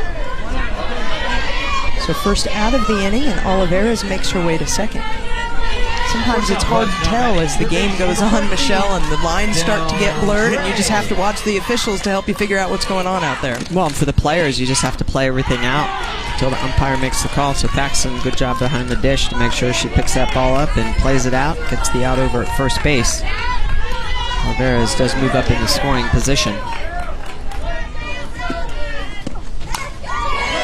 Delaney Gray with a single in the 5-6 hole. Manager John Henry Post was trying to send Oliveras, and she wasn't feeling it, and it wasn't pretty shallow left there. So with 1 out, it's runners on the corners after a pair of singles from Oliveras and Gray bookended an out from Post. Ball right through the 5-6 hole. Maddie Waters in left field gets to it quickly, throws it in. Oliveras stays at third. Gray to second base. Now 2 in scoring position for Kinsley Heffley, who's got 6 RBI in Kirkland this week. With a single in her at bat in the second inning.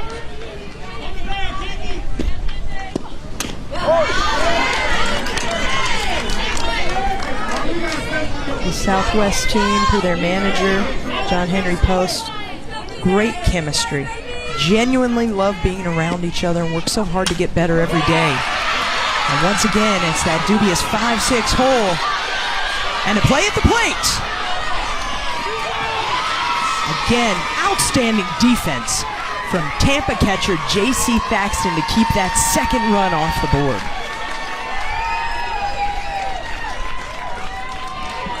Great job by Maddie Waters coming up and making a throw home, but before that, you have to love the way that Heffley comes up, RBI single through the 5-6 hole. Texas trying to pick up that second run, and the throw in from Waters to Thaxton, applying the tag. Big second out of the inning. Maddie Waters. It's a nice throw in from left field. Gorgeous.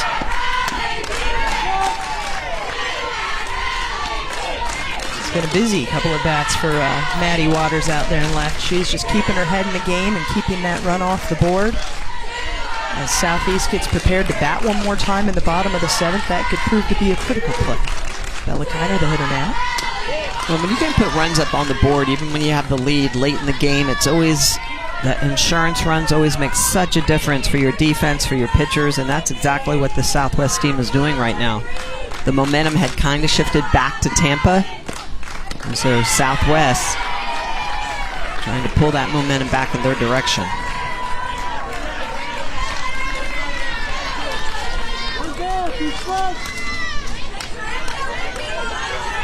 Both these teams have scored 3 runs in this game with 2 outs. 2 outs now for Bellicano with a runner in scoring position. She's got Kinsey Heffley at second base.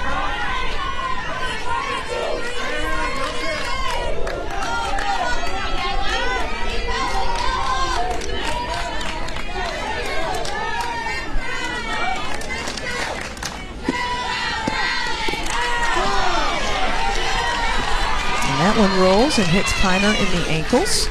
So she will take first. Bethany De Leon is the hitter now. She had an at-bat in the second inning. And then Brooke Leverino bat in back-to-back spots in the fourth and the fifth and the 8th spot in the lineup. So she is hitting again.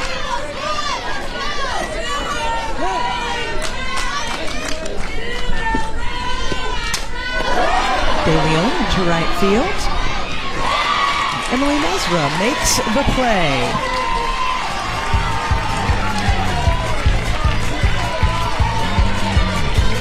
6-3, Texas builds its lead.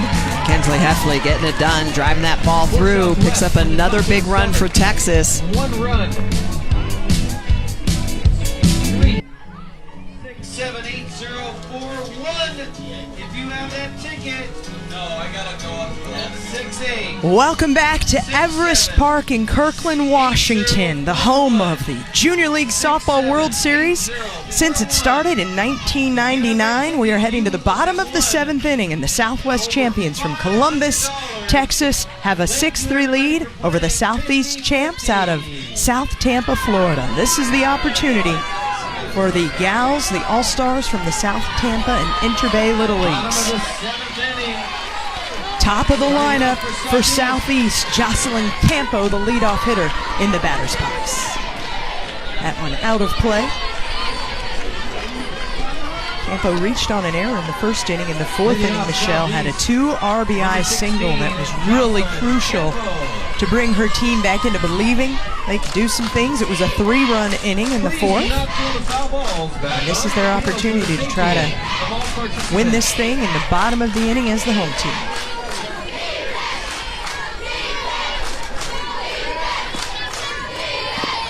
We mentioned earlier in the broadcast that 6 times a team from Florida has won the Junior League Softball World Series Championship. For Texas, it's only happened 1 time, back in 1999, the first Junior League Championship that was held here in Kirkland. Mason Post now ahead. 1-2 against Jocelyn Campo. But these programs working so hard all summer long to get to this moment, this final inning. Campo connects.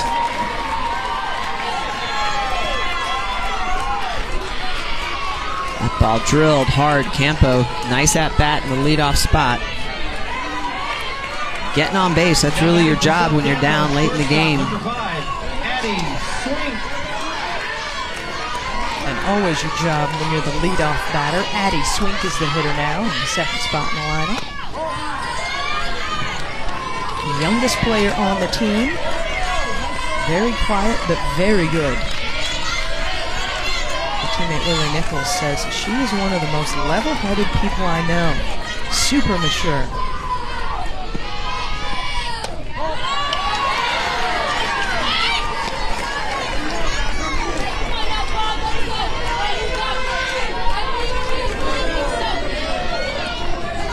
Has not been on base yet today. Came into this game with a .500 average for the week.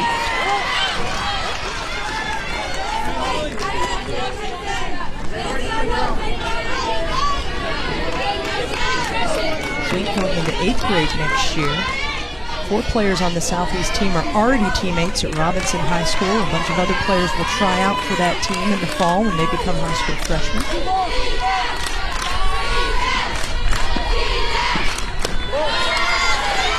Lily Taylor plays at Plant High School. The players that aren't going to try out at Robinson will be trying out for Plant High School next year. So this group has grown up playing together or against each other and respects each other immensely. Swink draws a walk. Good job by Swink to work that count deep, put herself on base, and that's really what Tampa needs right now are base runners. Lindsay Chadwick, 2 for 3 in this game, steps into the batter's box, team RBI leader. Southwest. The conversation in the circle now. I'm sure this Texas team is going to be talking about just getting outs.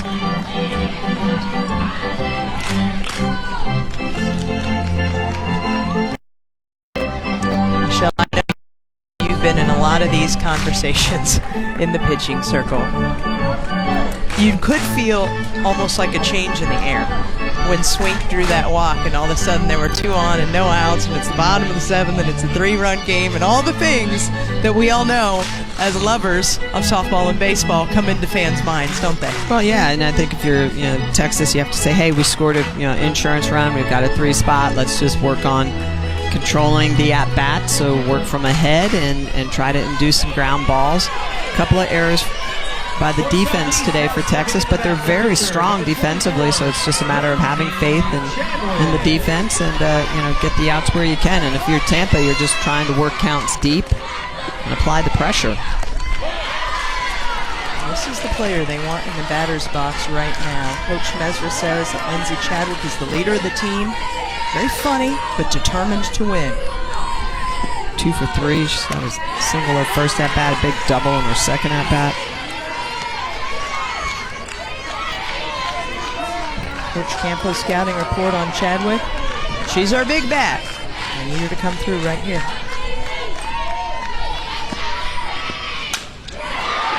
You betcha. Big bats always come through. Chadwick with the single into right center field. Plates Campo, first run of the inning for Florida. Chadwick getting it done. Pitch on the outside corner. She even steps in the bucket just a little bit, but with that long reach, takes that outside pitch, still sprays it over to right field. That ball goes all the way to the fence and gives the opportunity for Campo to score from second. So still runners on the corners and a big opportunity for Tampa here in the 7th inning. J.C. Thaxton, the batter now.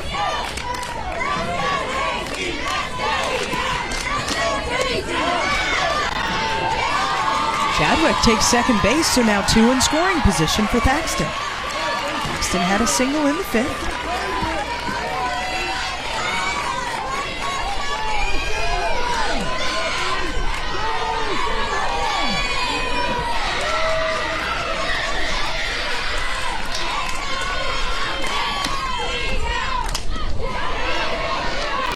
Mathis, the shortstop, makes the play, gets the out. Another run on the board for Tampa. 2 runs now, 1-run game. Runner at third, only 1 out registered.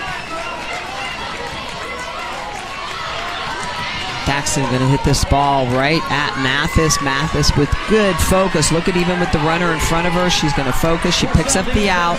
So Texas going 4 outs. They still have that 1-run lead. But the tying run now over at third. Chadwick just 60 feet away, tying up this game. Emily Mesra, the batter.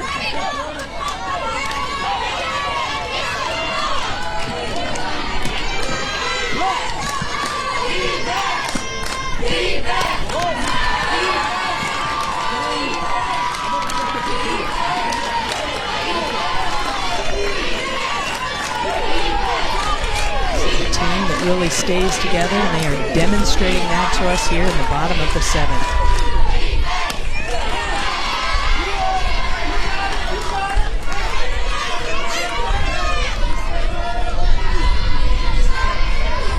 Looks like Tampa's trying to decide whether or not they're going to bunt. See, Mesra is going to turn around, tries to bunt that. This merits a little conversation between the manager, Bonus Chadwick. He's been the president of Inter Bay Little League. He's been the vice president of softball a couple of times. Commitment from this coaching staff to these girls is great. Not only dads to daughters, Smitty, we've talked a lot about how much they're out here fighting for each other. It's the bottom of the 7th. This is everything you want. In the Little League time of the summer, my favorite time. 1-1 count to Mesra. Defense now for Texas is pulled in. Trying to keep that tying run off the board. Will's foul. So close to getting that down fair. Mesra, good job of putting the bunt down. Chadwick coming from third, but just foul. So with 2 strikes now, it'll be interesting to see what Tampa decides to do here. Do they continue to just try to play some small ball and slap it? Obviously, a bunt that goes foul would be the out, be a 3rd strike.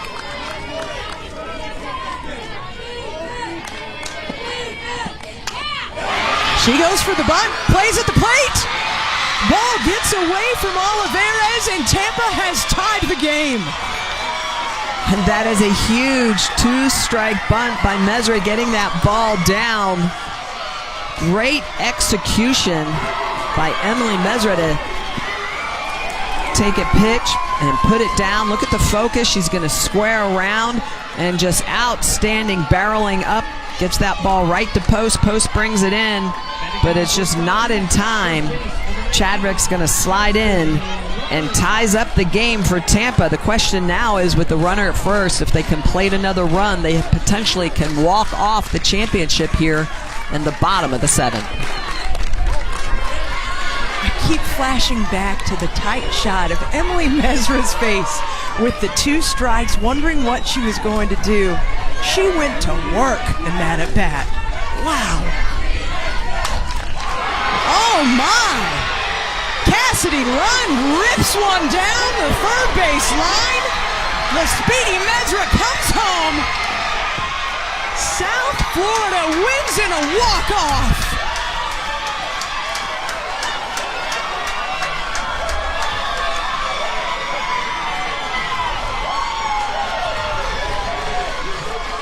Michelle, we have seen it all in this game today, and what heart, focus, determination for these Southeast South Tampa All-Stars to win this in a walk-off 7-6. Emily Mesra getting it done, tying up the game, and then how about Cassidy Lunn driving that ball right down the line? Unbelievable, crushing that ball right past Del Gray, the 3rd baseman for Texas. Look at the way this ball's just smashed down the line. Mesra from first base running immediately. This ball goes deep into the corner. No opportunity for De Leon in left field to pick this up, and Mesra is going to score, and you can just see the celebration from Tampa. A 4-spot walk it off in the bottom of the 7th inning. So congratulations to Tampa for winning this championship. The 3 F's their motto: fundamentals, focus, and effort, and that